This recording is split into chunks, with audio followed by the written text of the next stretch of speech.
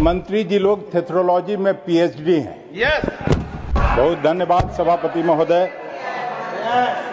मैं आभारी हूं कि ऑपरेशन सिंदूर पर मेरे पार्टी नेतृत्व ने और आपने बोलने का मौका दिया। सबसे पहले अपनी बात पहलगाम आतंकी हमले में मारे गए भारत के 26 निर्दोष नागरिकों और उनके परिवारों के प्रति हार्दिक श्रद्धांजलि और संवेदना व्यक्त करने के साथ शुरू करना चाहता हूं। इसके साथ साथ मैं बिहार के जांबाज आईबी अधिकारी मनीष रंजन मिश्र का भी पुण्य स्मरण करना चाहता हूं, जो उस आतंकी हमले में शहीद हो गए। महोदय, इस कायरतापूर्ण आतंकवादी हमले के तुरंत बाद कांग्रेस पार्टी और समूचे विपक्ष ने संसद का विशेष सत्र बुलाकर इस पर चर्चा करने की मांग की थी, लेकिन इस चर्चा कराने में 100 दिन लगभग लग गए, जब आज ये चर्चा प्रारंभ हुआ है। मैं 2-3 बात की तरफ, मैं बिहार से आता हूं और बिहार में जिस तरह का बहस चला है, आज ही एक्सटर्नल अफेयर्स मिनिस्टर का भी भाषण सुना और कल आदरणीय राजनाथ सिंह जी का संबोधन सुना। तो बिहार में एक प्रचलित शब्द है थेथरोलॉजी। तो थेथरोलॉजी के आधार पर जिस तरह से ये भाषण यहां हो रहा है, मैं ये जरूर मानने को तैयार हूं कि मंत्री जी लोग थेथरोलॉजी में पीएचडी हैं। यस। और सच्चाई से उसका दूर दूर तक कोई रिश्ता नाता नहीं रहता है। पार्लियामेंट्री तो नहीं है। पार्लियामेंट्री नहीं है सर। मैं इस बात को भी विचार विमर्श किया। अरे भाई, हम बोलिए हम नहीं पढ़े थे। आप बोलिए प्लीज। हाँ, तंग करते हैं लोग। हम इस बात को स्वीकार करते हैं कि सैन्य बलों के अदम्य साहस और पराक्रम को निश्चित रूप से हर भारतीय स्वीकार करता है और उनके लिए सबको गर्व है, हमको भी गर्व है। लेकिन जिस तरह से आपके राजनीतिक नेतृत्व ने ऑपरेशन सिंदूर में जो मिलिट्री के भाइयों ने, सैनिकों ने जो कुछ कमाया, उसके आपके राजनीतिक नेतृत्व ने गंवा दिया। इस बात को सभी को स्वीकार करना चाहिए।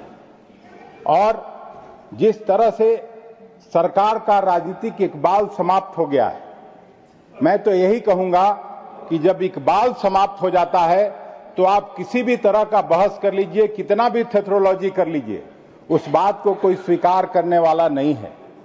बिहार के छोटे से जगह में आता हूं, एक आम बच्चा भी फिर से इंदिरा जी को याद करता है कि एक वो भी लड़ाई थी।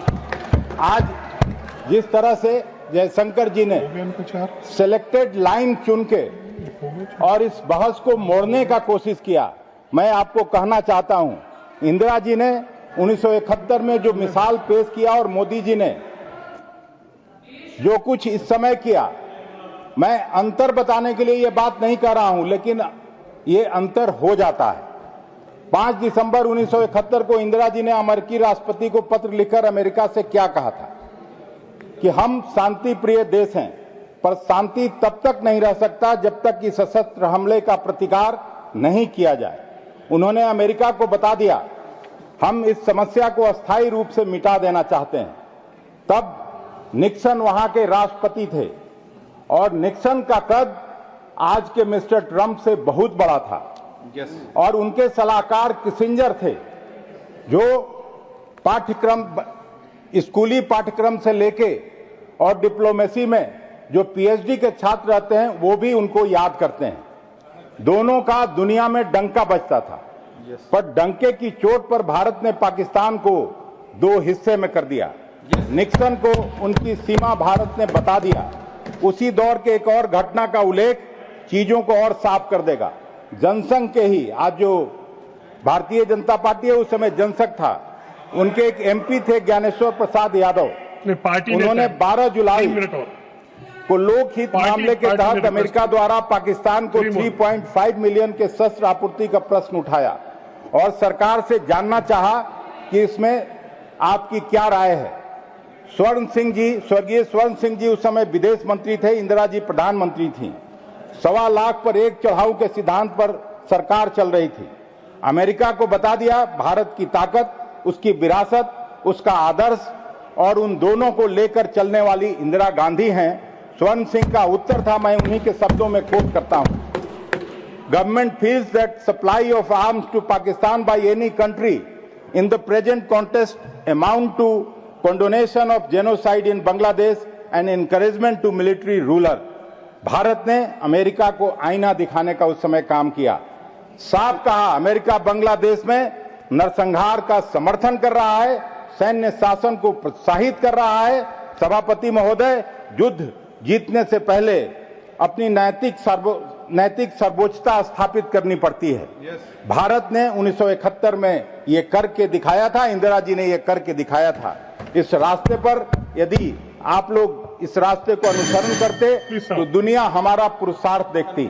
और अभी जो कुछ हुआ, आज अभी विदेश मंत्री जी ने कहा कि YouTube खोल के देख लीजिए, जो सब टेररिज्म के सरगना थे, जिनको उनका आप समाप्त कीजिए मारने वाले में प्लीज। उनका YouTube देखने की बात करते थे। असली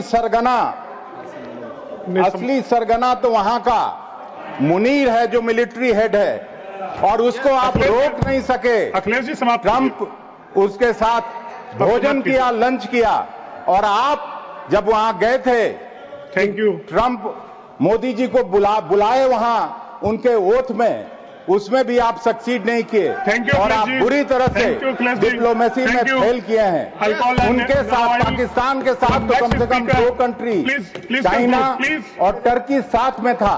आप बता दीजिए, जो कंट्री हमेशा हम लोगों के साथ होता था, नेपाल और समाप्त कीजिए, नेपाल और भूटान, वो भी इस बार चुप रहे। हम लोग कहते रहे अकेले। Will speak in Bengali. का फैक्ट्री है, इसमें धन्यवाद सर। प्लीज हमारा साथ दिया। Please conclude, please conclude. 30वीं बार ट्रंप ने कहा कि हमने ना ममता जी झगड़ा रुकाया, सीज फायर कराया। थैंक यू, हमारे पड़ोसी थे, धन्यवाद सर। Thank you, please, thank you.